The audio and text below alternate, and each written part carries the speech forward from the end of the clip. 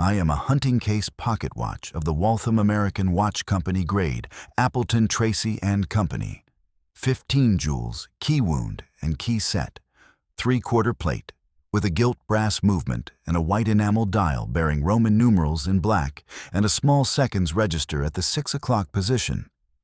Encased in a coin silver hunting case bearing the stamping of the John Logan Case Company of Waltham, Massachusetts.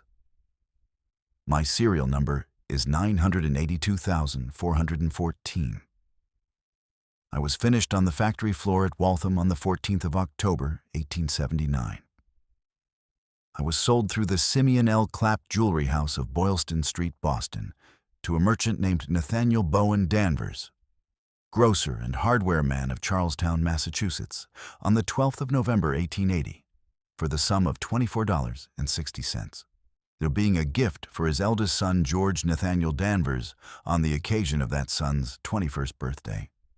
The inside of my back case was engraved 19 months later by the second-generation engraver at Clapp's, with the initials GND to HRD, the 12th of June, 1882, being the date George Nathaniel Danvers married Miss Hannah Ruth Peabody of Concord, Massachusetts, and made her a present of me. I have ticked continuously, with the small exception of the 41 hours between the second watch winding of the 12th of January, 1887, and the last watch winding of the 13th, for 47 years. From October 1879 to the morning this narrative begins, I will tell you my life. I will tell you in the voice of a Waltham watch, which is to say precisely and without embellishment, and with respect for the persons of the living and the dead who have carried me. I was assembled over the course of 7 weeks by 41 separate hands at the long oak benches of the Waltham American Watch Company factory on the banks of the Charles River. My plates were cut by a 15-year-old boy named Orrin Bassett of Watertown. My jewels were set by a woman of 43 named Mrs. Letitia Haverford of Waltham, who had been at the factory since its opening in 1854 and who set jewels for 11,300 watches in her career. My balance wheel was poised by a Swiss journeyman named Pierre Grillet, age 31, newly from Le Locle, who would return to Switzerland in 1883. My dial was painted by a woman named Miss Anna Kirby of Lowell, age 19, who would, in 1884, marry a finisher at the factory named Samuel Witherspoon. My hands were blued by a man of 52 named Mr. Elijah Torrance, a veteran of the 17th Massachusetts Infantry, who had been at Gettysburg and who had returned to the watch factory with a ruined left knee. My case was struck from a coin silver blank at the Logan Case Works 2 miles upstream, and the case was engraved at my first engraving before sale, with a chaste pattern of Boston ivy and a small Central Reserve cartouche by an Irish immigrant engraver named Michael Healy, age 38, of Cambridgeport. I was tested over 10 days on the timing stand. I ran within 12 seconds a week. I was boxed in a small black leather presentation case with a purple velvet lining on the 4th of December, 1879. And I was shipped to Simeon Clapp's on Boylston Street on the 7th. I was carried, after my sale on the 12th of November, 1880, in the inside breast pocket of a worsted wool waistcoat belonging to Mr. Nathaniel Bowen Danvers, grocer of Charlestown, for 9 days, while Mr. Danvers waited for the 21st birthday of his eldest son. On the evening of the 21st of November, 1880, at the family dining table at 42 Bunker Hill Street, I was presented, in my black leather case, to George Nathaniel Danvers, who was then a clerk at the Boston and Albany Railroad Freight Office, at a salary of $9 a week, who had just turned 21, and who wept briefly on receipt, because I was by a wide margin the finest object he had ever owned. George wound me for the first time on that evening, at 6 minutes past 8 o'clock. He wound me every morning at 6:30 for the next 18 months. He kept me on a plain steel chain with a small agate fob. He wore me to work, to church, and on courting calls to the parlor at 67 Elm Street in Concord, where a young woman of 20 named Hannah Ruth Peabody played the parlor organ for her father, the Congregational minister Reverend Amos Peabody, and where George first saw Hannah on an afternoon in the March of 1881 at a church social, and where he did not stop visiting on alternate Saturdays for 15 months. I was transferred from George's pocket to Hannah Ruth's wrist, briefly, on the morning of their wedding day, the 12th of June, 1882, in the vestry of the First Parish Church of Concord. When George, a man given to small formal gestures, laid me in Hannah's gloved hand and said quietly, "Hannah, this watch has been the best thing I have owned for 18 months. It is now the second best. I have had my father's engraver put our initials in it. It is ours together. Wind it for me on the mornings, my hand is not steady. I will wind it for you on the mornings, yours is not." Hannah turned me over in her palm, and she read the engraving inside my back case, and she handed me back to George, and she said, "Mr. Danvers, I will wind this watch for you in every sickness and every health between this morning and the last morning either of us sees." She was, at that moment, 21 years, 3 months, and 2 days old. She would, in the spring of 1888, at the age of 27, wind me for the last time. She did not know that yet, and neither did I.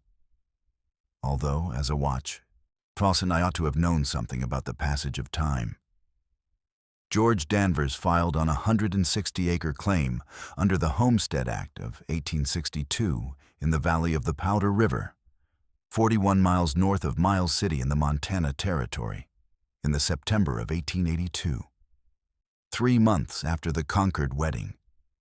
He did so on the advice of his wife's elder brother, Dr. Caleb Peabody, who had gone west in 1879 as a cavalry contract surgeon, and who had written home that the grass country north of Miles City was the finest cattle range in the continental United States. George sold his position at the Boston and Albany Railroad. Hannah sold her mother's parlor organ. They took the train to St. Paul and the Northern Pacific to Miles City, and they rode a freight wagon north to the claim. And they arrived on the 7th of October, 1882, on when the valley was yellow with frost-cured grass and the cottonwoods along the river were gold. I was wound on the 7th of October at 6:32 in the morning in a Pullman berth on the Northern Pacific, and I was wound on the 8th at 6:31 in the driver's seat of a freight wagon, and on the 9th at 6:30 in a borrowed sod dugout of Mr. Ezekiel Pringle, their nearest homesteading neighbor, 2.5 miles east. I ticked through the building of the first one-room frame cabin in the spring of 1883. I ticked through the birth of the first child, a boy named Amos Peabody Danvers, in the winter of 1883 to 84.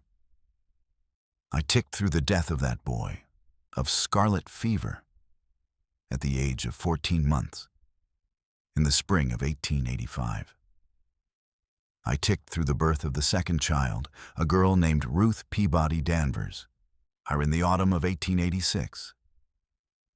The autumn of 1886 was, in the judgment of every old cattle hand in the Powder River country, the richest autumn in memory. The grass stood belly high on the horses. The cottonwoods turned 3 weeks late. The Danvers herd, now 42 head of mixed shorthorn and Texas cross, was in the best flesh George had ever seen. George wrote to his father in Charlestown on the 4th of October, 1886, in a letter that was preserved and that Hannah later placed in the cedar chest of family papers.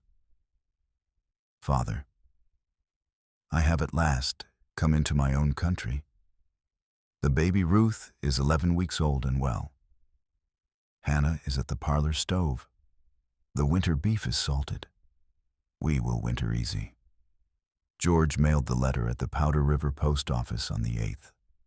I was in his waistcoat pocket, I ticked at 4.5 beats a second through the fall cattle gathering, through the Thanksgiving supper at the Pringle dugout, where 10 neighbors ate wild turkey and canned pumpkin pie, through the Christmas service held in the Danvers cabin by a Circuit Methodist minister named Mr. Silas Bowers, and through the first weeks of January 1887, when the thermometer held between +8 and -12, and no one in the valley was worried. The Danvers herd was bedding down in the coulees of the Willow Creek Draw. The cottonwoods on the Powder River had already dropped their leaves. The sky on the 11th of January was the clearest winter sky George had ever seen. Hannah woke in the small hours of the 12th and wrote in her diary, which survives. A fine morning. I have given the baby her 4 o'clock. I, George, will ride to the draw at 6. I will bake bread. We will want 3 loaves for the week. She did not bake the bread. By 10:30, the kitchen would be too cold to raise dough. On the morning of the 12th of January, 1887, at 5:47 a.m., I was wound by Hannah Ruth Danvers at the kitchen table of the Powder River cabin because George's right hand was bandaged from a kerosene burn suffered 2 nights before. Hannah wound me 3/4 of a turn. She placed me in George's waistcoat pocket on his left side. George drank 2 cups of coffee. He kissed the sleeping baby Ruth on the forehead. He kissed Hannah on the mouth. He put on his sheepskin coat, his wool mittens, his muskrat cap, and his scarf of Hannah's knitting, which was a long navy blue woolen piece 4 feet 6 inches in length. He said, "I am riding out to the Willow Creek Draw. Cattle are drifting on the coulees. I will be back by 2. The weather is holding. If it turns, light the lamp in the north window." He rode out at 6:11 a.m. on the gelding Brigadier. I was ticking in his left waistcoat pocket. The thermometer at the cabin read -4 degrees Fahrenheit. The sky was clear. At 10:23 a.m. on the 12th of January, 1887, a storm front described in the subsequent meteorological records of the United States Signal Service Station at Fort Keogh as a sudden cold wave of exceptional severity descended on the Powder River Valley. The temperature fell from +1 degree Fahrenheit to -38 degrees over 40 minutes. Winds rose to 60 miles an hour. A ground blizzard of fine, dry, powdery snow reduced visibility to 2 feet. George Nathaniel Danvers, riding alone in the Willow Creek Draw 14 miles from the cabin, lost his bearings within the first hour of the storm. Brigadier, a sensible 5-year-old gelding of good-grade quarter-horse blood, turned of his own accord and attempted to lead his rider home. The wind turned them in a circle. They covered, in the estimation of the trackers who found the body in April, perhaps 9 miles in looping meanders over the course of 8 hours. George wound me one more time at approximately 1:50 p.m. with his mittened hands inside his sheepskin coat for a half turn. I continued to tick. At approximately 9 p.m., George dismounted, sat down in the lee of a cutbank of frozen buffalo grass, leaned back against the bank, pulled the muskrat cap down over his eyes, and stopped moving. And at approximately 11:15 p.m., he stopped breathing. His last winding of me held through the night of the 12th, through the day of the 13th, which continued at -31 degrees, and failed at 3:14 a.m. on the morning of the 14th of January, 1887. I stopped ticking for the first time in 7 years, 3 months, and 4 days. I lay against the cutbank, inside the left waistcoat pocket of the frozen body of George Nathaniel Danvers, for 19 days. On the 2nd of February, 1887, a 24-year-old Basque sheepherder named Enico Etzeberria of the village of Elizondo in the Baztan Valley of Navarre, Spain, who had come to Montana in 1884 through the Basque Immigration Office at John Leon Harriet's boarding house in Winnemucca, Nevada. and who was, in the winter of 1887, wintering a band of 900 ewes in a sheepherder's sheep wagon 6 miles south of the Willow Creek Draw, rode out on the morning of the 2nd of February on his paint pony Churi to check his southern line of salt licks. The storm had partly abated. The temperature had risen to minus 12 degrees. Eneko saw, against a cut bank, the brown shape of a sheepskin coat half buried in snow. He rode closer. He dismounted. He dug. He found George. He crossed himself. He said the Basque funeral prayer, which is called a hileta otoitza, over the body. He did not attempt to move the body. He searched the waistcoat pockets as a Basque shepherd of strict Catholic upbringing does for a dead stranger, in order to find any identifying paper, any medal of the saints, or any object of value to be returned to the family. He found me. He found a folded pocket notebook of George's ledger entries from the previous autumn. He found a small daguerreotype of Hannah at 20. He found nothing else. He took all 3 objects. He rode back to the sheep wagon. He placed me on the small pine shelf above the bunk. He wound me. I began to tick again, at 3 minutes past 4 o'clock on the afternoon of the 2nd of February, 1887, after 19 days of silence.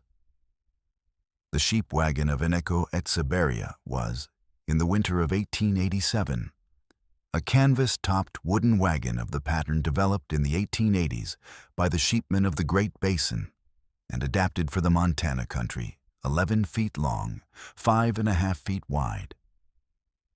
With a small cast-iron stove at the door end, a bunk at the back, 2 shelves for provisions on the left wall, and a narrow table that folded down from the right wall.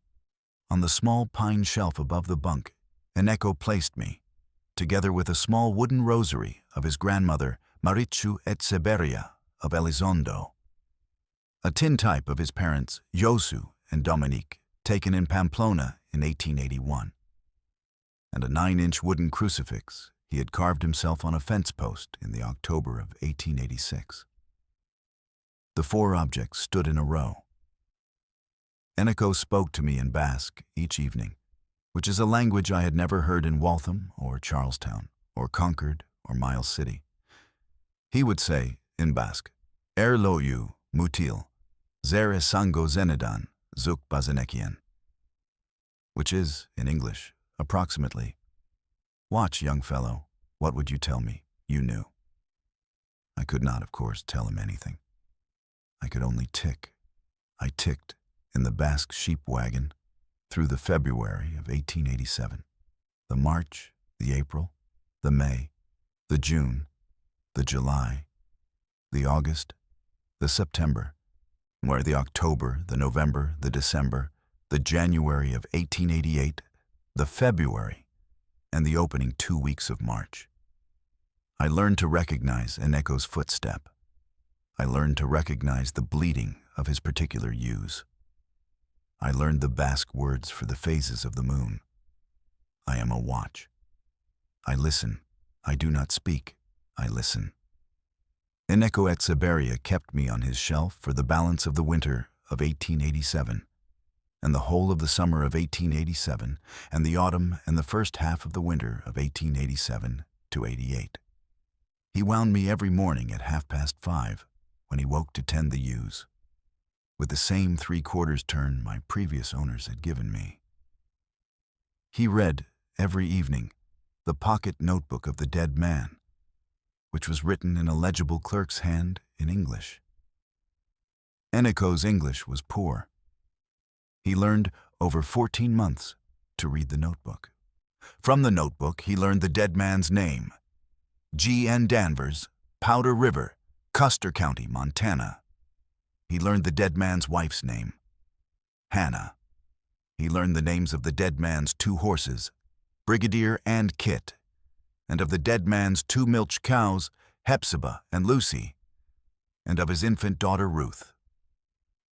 Eneko did not know where precisely the Danvers homestead lay, because his own wintering ground was in a different drainage, and because George's body had drifted many miles from home in the storm. Eneko knew only that the homestead was somewhere in the Powder River country. He waited. In the April of 1887, a Sheepman's Association rider came by the sheep wagon and told Eneko that Mr. Pringle of Powder River had located his nearest neighbor's body in the cut bank and had buried the body at the Danvers homestead in the company of the widow. The rider did not know the widow's name. He did not know Eneko had searched the pockets. Eneko did not tell him. Eneko had resolved, on the morning of the 2nd of February, that he would carry me home to the widow himself, when his contract ended in the April of 1888, and that he would not entrust me to any intermediary. Eneko Etseberia held me, wound me, read the notebook, learned English from it, and herded his 900 ewes for 14 months. In the April of 1888, his contract with the sheep owner, Juan Arregui of Miles City, ended. Eneko received his pay of $240 for the 18-month season. He had not spent $1 of it. He packed his few possessions into a carpet bag.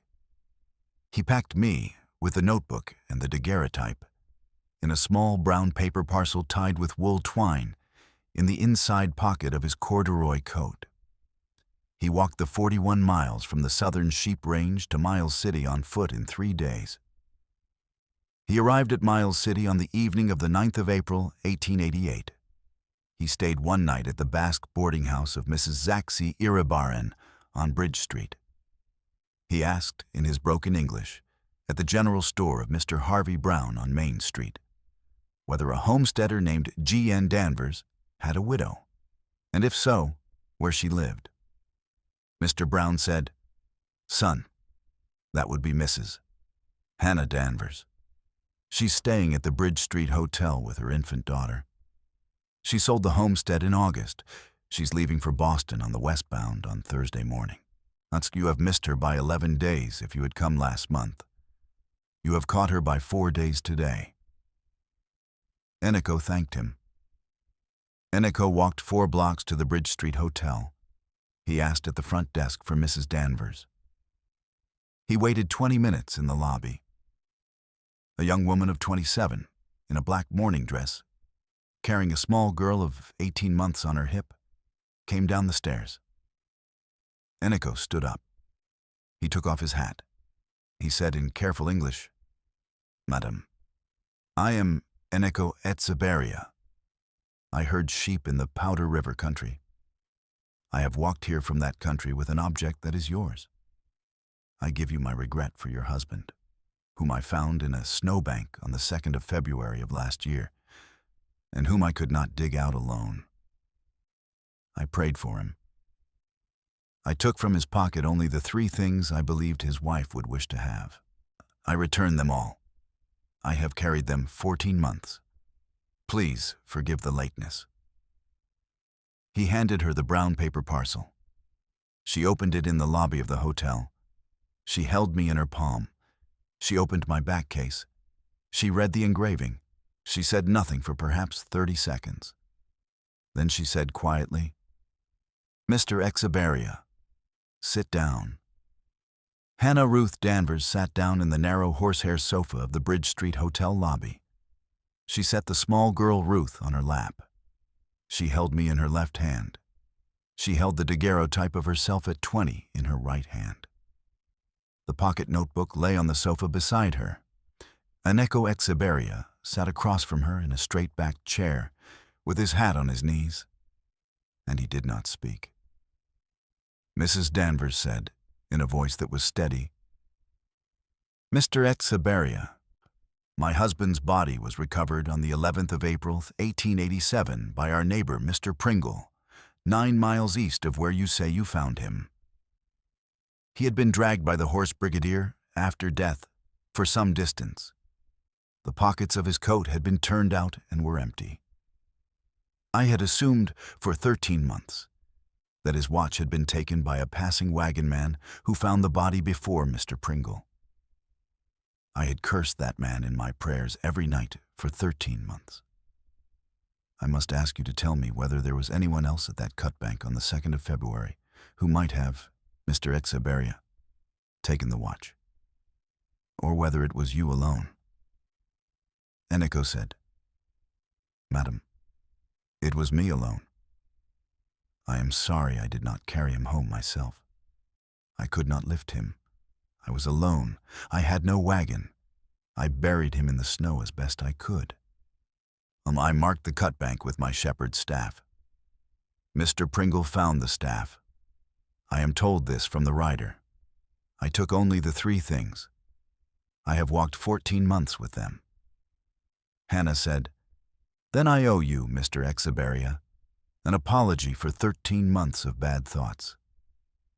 And I owe you my thanks for a kindness I will not be able to return in this life. Hannah reached into her reticule.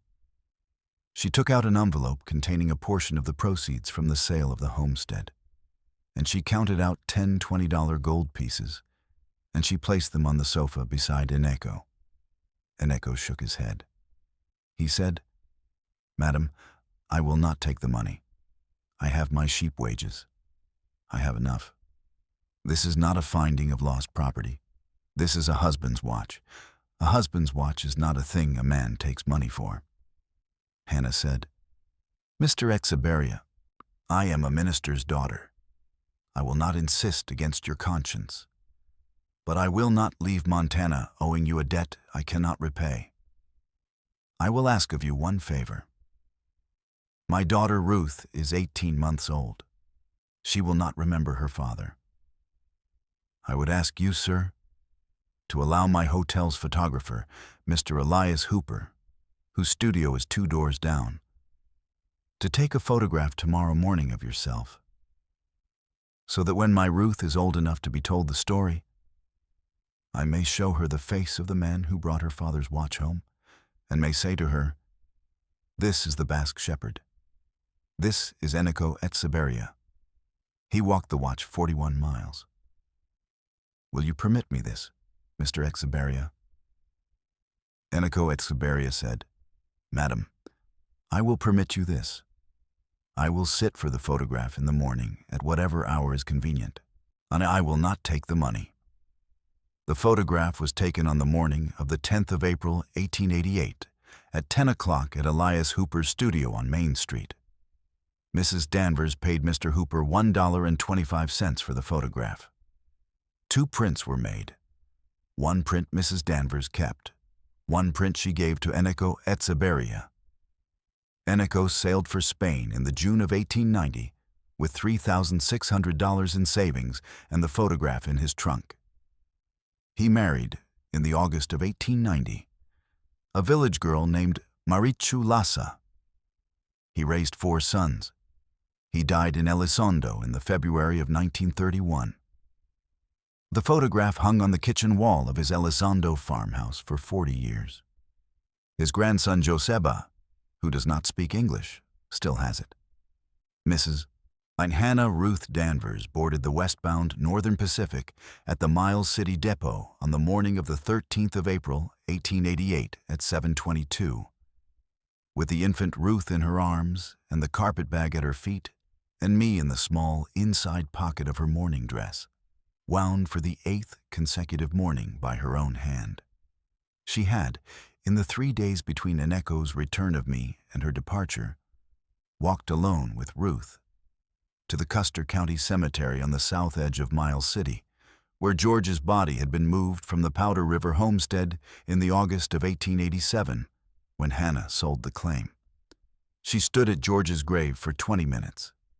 She held me in her hand. She opened the back case, and she read the engraving aloud to the grave, which is a thing a homestead widow does when she has nothing left to say in the ordinary way. And she said, George, the watch is home. Mr. Exaberia walked it 41 miles. He is a good man. I am taking Ruth to Concord. I will raise her in your father's memory and in my father's house, and she will know your face from the daguerreotype and your name from the grave marker and your watch from the mantel shelf. I am sorry I could not keep you. I did not know the storm was coming. Nobody did. Sleep easy. She left 3 prairie crocuses on the grave. She walked back to the hotel. The train the next morning was on time. She did not look back at Montana. I ticked in the inside pocket of her dress at 4.5 beats a second, all the way to St. Paul, where she changed trains and wept quietly for the first time since the April of 1887 in the Pullman ladies' parlor between St. Paul and Chicago. And I returned east on the westbound Northern Pacific of the 13th of April, 1888, in the travel bag of Mrs. Hannah Ruth Danvers, who rode with her infant daughter Ruth Peabody Danvers to St. Paul, to Chicago, to Boston, and home to the manse at Concord on the 20th of April, 1888. Hannah lived with her father, the Reverend Amos Peabody, for the next 11 years. She did not remarry. She worked as the assistant librarian at the Concord Free Public Library from 1889 until her retirement in 1929. She raised Ruth to adulthood. Ruth married, in 1908, a Boston doctor named Silas Abbott. Ruth and Silas had 3 children. I was given to Ruth on her wedding day, the 15th of June, 1908. Ruth carried me in her reticule for 42 years. Ruth told her children and her grandchildren, and every visitor who asked, on the story of Eneco ex Siberia, the Basque shepherd. And she kept the photograph of him in a small oval frame on the mantel of her Back Bay parlor all her life. Ruth died in 1950. I was given to Ruth's eldest daughter, Hannah Abbott, aged 40, who kept me and who gave me, in 1968, on his wedding day, to her own son, Peter Abbott. Peter Abbott, aged 82 in this year of recording, still keeps me in a mahogany case on his desk in Lexington, Massachusetts. He winds me once a week. I run after 147 years, within 19 seconds a week. I am telling this story tonight because Peter's granddaughter, Hannah Abbott Moreno, aged 14, has asked him to tell her the story of the watch. And he has asked me, the watch, to tell it in my own voice, which is the voice of a Waltham pocket watch of the year 1879. I am a watch. I keep time. I have kept the time of George Nathaniel Danvers, of Hannah Ruth Peabody Danvers, of Eneco ex Siberia, of Ruth Peabody Danvers Abbott, of Hannah Abbott, of Peter Abbott. I will keep the time of Hannah Abbott Moreno, if she wishes. I was made by 41 hands in Waltham in the October of 1879. I have been a witness. That is the proper work of a watch.